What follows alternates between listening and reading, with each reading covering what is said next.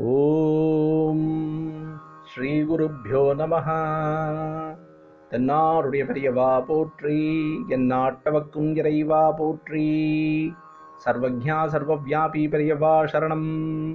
மாயப்பிறப்பருக்கும் மகாபெரியவாடி போற்றி. ஓம் ஸ்ரீ மகாமகணபதயே நமஹ. ஸ்ரீ சந்திரசேகராமிர்தம் அமிர்ததாரை 1264.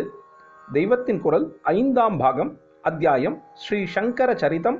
இதன் இன்றைய புதிய தலைப்பு கடபயாதியில் சித்தி நாள்.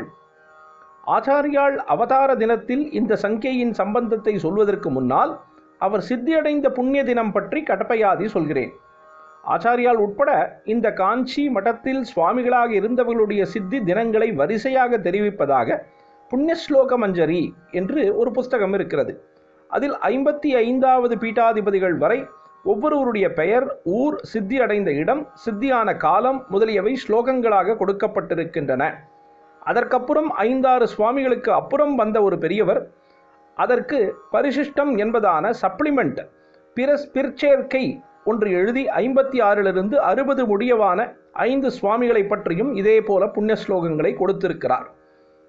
மூல நூலான புண்ணியஸ்லோக மஞ்சரியில் ஆச்சாரியாளின் சித்தி தினத்தை சொல்லும் புண்ணிய ஸ்லோகமானது மகேஷாம்ஷாத் ஜாதக மதுரம் உபதிஷ்டாத்வய நயஹ மகாமோகத்வாந்த பிரசமன ரவிஹி சண்மத குருஹு ஃபலே ஸ்வஸ்மின் ஸ்வாயுஷி ஷரச்சராப்தே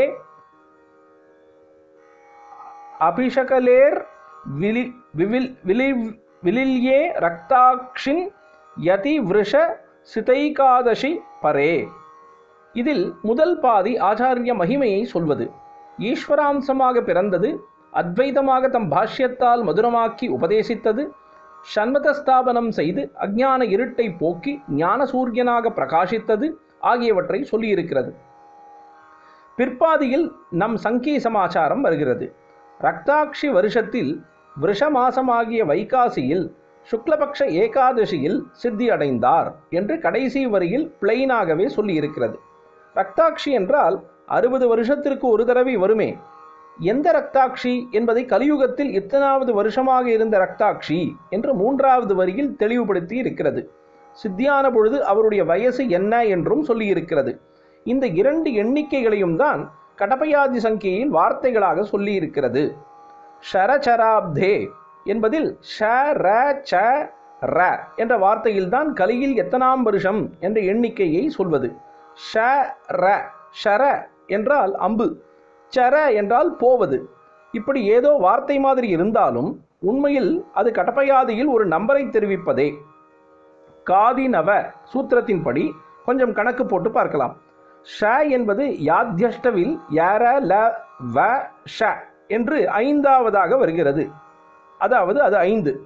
ர என்பது யர என்ற 2வதாக வருகிறது, அது 2. ச காதிநவவில் க க க க ங ச என்று வந்து 6 என்ற நம்பரை கொடுக்கிறது. கடைசி ராவும் 2 தான். சேர்த்து பார்த்தால் ஷர சர என்பது 5 2 6 2 என்று ஆகிறது. அதை தலைகீழாக்கணும் அல்லவா? அப்பொழுது 2 6 2 5 அதாவது 2625 என்று கிடைக்கிறது. அதாவது கலி பிறந்து 2625 வருஷமாக வந்த ரக்தாக்ஷியில் வைகாசி சுத்த ஏகாதசியில் ஆச்சாரியால் அவதாரத்தை முடித்தார் என்று ஆகிறது. ஒரு காலத்தை குறிப்பிட எழுத்துக்களையே எண்களாக்கி ஷரச்சர என்பது போன்ற வார்த்தைகளாக சொல்வது போலவே மேல் நாட்டிலும் உண்டு என்று தெரிகிறது. அதை குரோனோகிராம் என்று சொல்கிறார்கள். ரோமன் நியூமரல்கள் என்று சொல்லப்படும் இலக்கங்களில் ஐ என்பது 1 எனவும் ஐ என்ற எழுத்தாகவும் இருக்கிறது. வி என்பது 5 என்ற இலக்கமாகவும் வி என்ற எழுத்தாகவும் இருக்கிறது. எக்ஸ் என்பது 10 என்ற இலக்கமாகவும் எக்ஸ் என்ற எழுத்தாகவும் இருக்கிறது. இன்னும் இப்படி பல இருக்கின்றன. இப்படி உள்ள எழுத்துக்களை வைத்தே வார்த்தைகளை அமைத்து எண்ணிக்கையை குறிப்பிடும் குரோனோகிராம்களை உண்டாக்குகிறார்கள் என்று தெரிகிறது. தமிழிலே கூட க என்றால் 1, ஊ என்றால் 2, ரு என்றால் 5 என்று இருக்கிறது. அவலக்ஷணமே என்பதை ஔவை பாட்டி இந்த சங்கேதத்தில்தான் 8 லட்சணமே என்று சொன்னாள். அ என்பது 8, வ என்பது கால். ஆச்சாரியால் சித்தியானது கலியுகத்தின் 2625வது வருஷம் என்று பார்த்தோம். கலியுகம் கிமு 3102 பிறந்தது. கலியில் 2625 வருஷம் என்றால் கிமு 477 ஆகும். அப்பொழுது அவருக்கு என்ன வயசு என்பதை பலே ஸ்வஸ்மின் ஸ்வாயுஷி என்று சொல்லியிருக்கிறது. பலே என்பதில் வரும் பல என்பதில் ஒரு ஸ்லேடை இருக்கிறது. ப ல என்ற 2 எழுத்துக்கள் 2 எண்களை குறிப்பதாக கொள்ளும் பொழுது தன்னுடைய ஆயுளில் அந்த எண்ணிக்கை கொண்ட வயசில் என்று அர்த்தம். விவில் ஏ லயமடைந்தார், அந்த வயதில் தமது நிஜஸ்வரூபமான பிரம்மத்தில் லயித்து விட்டார் என்று அர்த்தம் கொடுக்கும். பல என்பதற்கு இன்னொரு அர்த்தம் பழம் என்பது. ஒரு விதை போட்டால் அதிலிருந்து முளைவிட்டு செடியாகி மரமாகி கடைசியில் முடிவான பலனாக எது வருகிறதோ அதுதான் பலம் என்னும் பழம். அப்படி தம்முடைய ஆத்மாவாகவே உள்ள முடிவான பலனில் லயித்து விட்டார் என்பது இன்னொரு அர்த்தம். பலே ஸ்வஸ்மின் என்பது தன்னிலேயே பலன், தான் தானாக இருப்பதிலேயே நிறைவு. யக்ஞம், தானம், தபஸ், பக்தி, ஞானம் இன்னும் என்னவெல்லாம் உண்டோ அத்தனைக்கும் பலமான தம்முடைய பரமேஸ்வர சுரூபத்திலேயே லயமடைந்து விட்டார் என்று அர்த்தம். பல என்பது எண்ணிக்கையாக வரும் பொழுது என்னவென்று பார்க்கலாம். ப என்பது பாதி பஞ்ச என்பதில் ப ப என்று 2ஆம் நம்பரை குறிக்கிறது. ல என்பது யாத்யஷ்டவில் ய ர ல என்பதாக 3ஆம் நம்பராக இருக்கிறது. இரண்டையும் சேர்த்தால் 2 3 23. இதை மாற்றி போட்டால் 32.